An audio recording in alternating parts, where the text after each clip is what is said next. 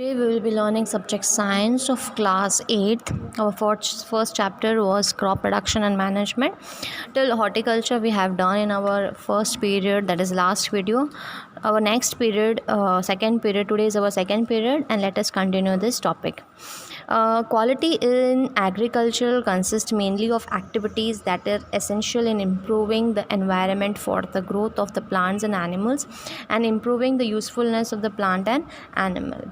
अब ये टॉपिक क्या एक्सप्लेन कर रहा है आपको कि अगर आपको एग्रीकल्चर में क्वालिटी चाहिए तो आपको कुछ ऐसे एक्टिविटीज़ करने पड़ेंगे जिससे आपको प्लांट का ग्रोथ बढ़े, एनिमल्स के भी जो है डेवलपमेंट हो।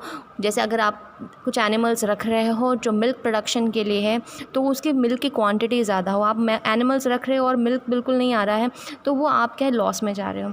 तो इसलिए बहुत ही ज़रूरी होता है कि एग्रीकल्चर में आपको क्वालिटी चाहिए, क्वांटिटी चाहिए, तो कुछ चेंजेस लाने पड़ेंगे और ये इम्प्रूवमेंट क्या होगा वो हम इस चैप्टर में पढ़ेंगे।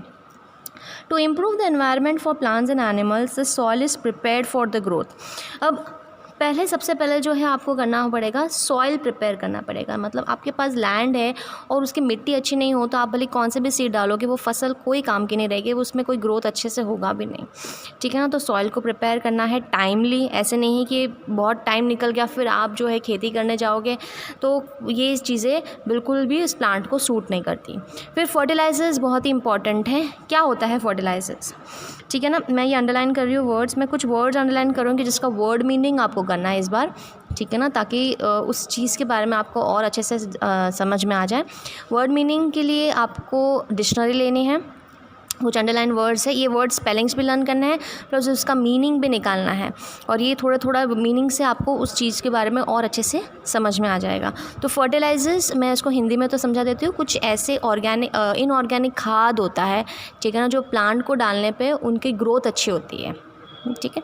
तो कुछ फर्टिलाइजर्स जैसे मैन्योर, अगर आप कहें कि ऑर्गेनिक चीज़ है तो मैन्योर गोबर आ जाता है, ठीक है ना, गाय का गोबर। और फर्टिलाइजर्स ये कुछ केमिकल्स होते हैं जो हम लोग पेड़ में डालते हैं जिसके उसको उनका ग्रोथ हो जाए, बढ़ जाए, फटाफट बढ़ जाते हैं। हार्मफुल इंसेक्ट्स, अब बढ़ने के बाद जो है इनको कीड़े नहीं लगे तो दवाइयाँ छिड़की जाती है, ठीक है ना। तो पेस्टिसाइड्स और इंसेक्टिसाइड्स करके दवाइयाँ आती है जिनसे उनको मारा जाता है या इनको जो है निकाला जाता है। The feeds of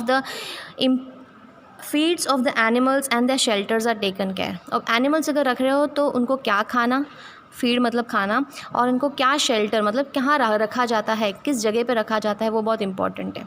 the usefulness of the plants and animals is improved bye growing selected qualities of plants and animals. इसलिए आपको अगर प्लांट और एनिमल्स को इम्प्रूव करना है तो आपको अच्छी क्वालिटी लेनी पड़ेगी। The varieties of good seeds are chosen for planting. अच्छे सीड्स को चूज़ करना पड़ेगा और आपने ऐसे ही कोई सीड ले लिया है उसकी ग्रोथ भी नहीं है तो आपका कोई जो है मेहनत किया हुआ वेस्ट रहेगा। हाई ब्रीड्स मतलब कुछ ऐसे नस्लें होती हैं एनिमल्स की जो बहुत ही अच्छी रहती है तो उसको रेयर करना पड़ेगा। तो फर्टिलाइजर्स, ब्रीड्स एंड रेयर, इसका मीनिंग्स ढूंढना है आपको। यील्ड, वैसे मैं बता ही रही हूँ बट आपको इंग्लिश में इसका मीनिंग्स लिखना है।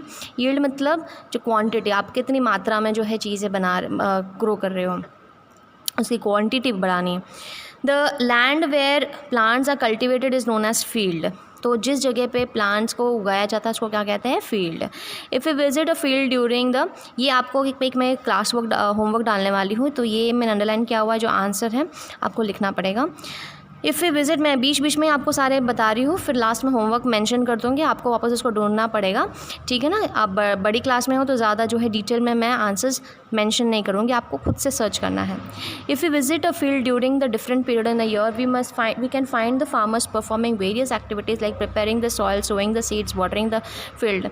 Once the crops are ready for mature the farmer harvest them and store and distribute the grains, harvesting and storage. All these activities of the farmers are called as agricultural practices. तो यहाँ पे हम समझेंगे कि अगर आपने कहीं बाहर जा रहे हो, जैसा अभी तो लॉकडाउन है बट पहले आपने देखा होगा खेतों में फार्मर्स कुछ ना कुछ काम करते रहते हैं, ठीक है ना।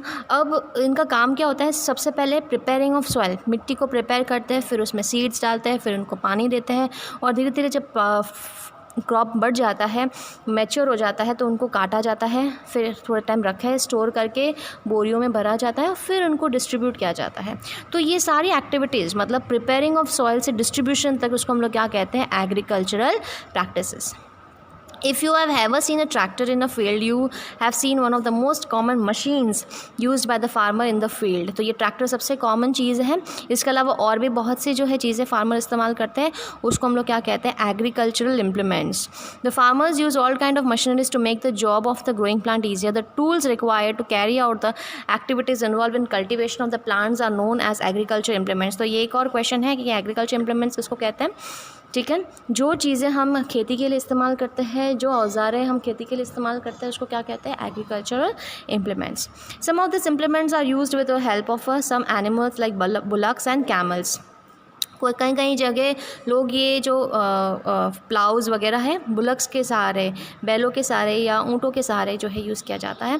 बट आजकल ट्रैक्टर्स और हार्वेस्टर्स, बहुत से नई टेक्नोलॉजी के मशीन्स बने हैं और जिससे एग्रीकल्चर बहुत ही आसान हो गया है। The plant grown in large quantity in the field is called as plant crop. अब क्रॉप प्लांट क्या होता है, क्रॉप्स किसको कहते हैं, फसल। अगर मैं कहूँ कि डेफिनेशन कि क्रॉप, व्हाट इज़ क्रॉप, तो अगर मैं कहूँ कि आपके घर में आपने एक गेहूँ की सीड डाला है तो उसको हम क्रॉप कहेंगे, नहीं। क्रॉप कब कहा जाता है, जब एक जैसे प्लांट बड़ी मात्रा में हम लोग ग्रो करते हैं किसी जगह पे, उसको क्या कहते हैं, क्रॉप्स, ठीक है ना, फसल। जैसे आपके पास एक लैंड है और आपने गेहूं की खेती, गेहूं जो है सब जगह डाला हुआ है, ठीक है ना, वीट, तो उसको हम लोग क्या कहेंगे, क्रॉप। एक या दो क्रॉप्स डालने से उसको हम लोग क्रॉप्स नहीं कहेंगे, ठीक है ना। तो क्रॉप का डेफिनेशन यहाँ मैंने लिखाया हुआ है। Since the plants are the major source of food, it become necessary to increase the production to meet the production of the crops to meet the food requirement of our population की को satisfy करना है तो आपको production को बढ़ाना है। इसलिए फार्मर्स अलग अलग चीज़ें कल्टीवेट करता है, जैसे cereals, vegetables and fruits cultivate करता है, अपने लिए करते हुए प्रॉफिट अपना, और प्रॉफिट के लिए भी करता है, ठीक है ना। इसके अलावा क्रॉप्स को अलग अलग चीज़ों में क्लासीफाई किया जाता है, जैसे सीरियल्स है, अनाज, पल्सेस, दाल, ऑयल क्रॉप्स, ठीक है ना, और फाइबर क्रॉप्स। ये फाइबर क्रॉप्स का मतलब समझना है। वैसे मैं कह रही हूँ जो कपड़े बनाने के लिए इस्तेमाल करते हैं क्रॉप्स, ठीक है, जैसे कॉटन वगैरह है, उनको क्रॉप प्लांट्स कहते हैं, ठीक है। तो यहाँ तक आपका वर्क रहेगा। मैंने आपको होमवर्क डाला है,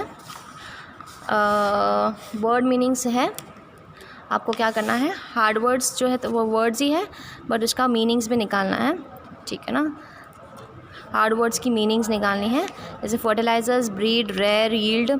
आपको और भी कुछ लग रहा है कि जो समझ में नहीं आ रहा तो आप वो भी कर सकते हो, it's up to you because you are in a higher classes. Homework में पेज नंबर 6 पे आपको मैंने 3 डेफिनेशंस नोट करवाई है, फील्ड, एग्रीकल्चर इम्प्लीमेंट और क्रॉप प्लांट। इसको लिखना है आपको HW में, okay. So this is your work for period 2।